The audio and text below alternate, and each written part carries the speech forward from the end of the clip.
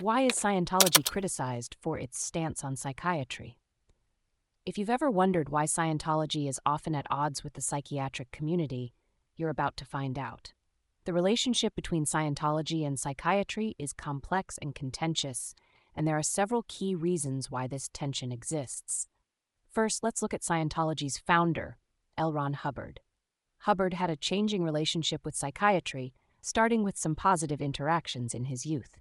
However, his views turned hostile after his wife consulted psychiatrists who recommended he be institutionalized. This personal experience significantly influenced his later writings and the doctrine of Scientology. One of the main criticisms of Scientology is its strong opposition to mainstream psychiatry. The Church of Scientology views psychiatry as brutal and inhumane, citing practices like electroshock therapy, lobotomies, and the use of psychotropic drugs as evidence. They argue that these treatments harm people rather than help them. Scientology's own approach to mental health, as outlined in Hubbard's book, Dianetics, The Modern Science of Mental Health, is based on the concept of the reactive mind and engrams. According to Scientology, mental problems are caused by these engrams, which are traumatic memories that can be cleared through a process called auditing. This approach is vastly different from the medical model of mental illness used in psychiatry.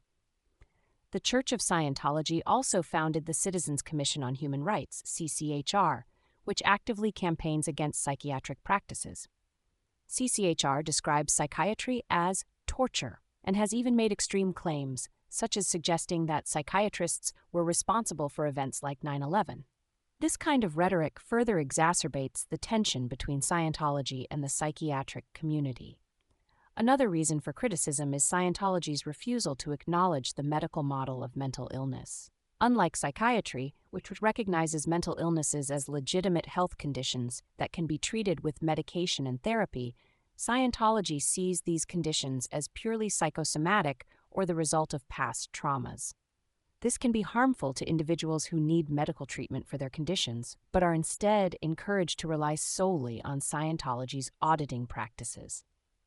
The competition between Scientology and psychiatry for followers is another significant factor. Both offer solutions for mental health issues, but they do so in very different ways. Scientology's auditing process and the use of the Electropsychometer, E-meter, are seen as alternatives to psychiatric treatment, but these methods are not supported by scientific evidence and are often viewed as pseudoscientific. Additionally, Scientology's treatment of its members who have serious mental health issues has been a subject of criticism. For instance, the death of Lisa McPherson, a Scientologist who refused psychiatric treatment and later died under the care of the church, highlights the dangers of rejecting established medical practices in favor of Scientology's methods. In summary, the criticism of Scientology's stance on psychiatry stems from its strong opposition to mainstream psychiatric practices, its unscientific approach to mental health, and the harmful consequences that can result from its methods. These factors have led to widespread criticism from the medical and scientific communities.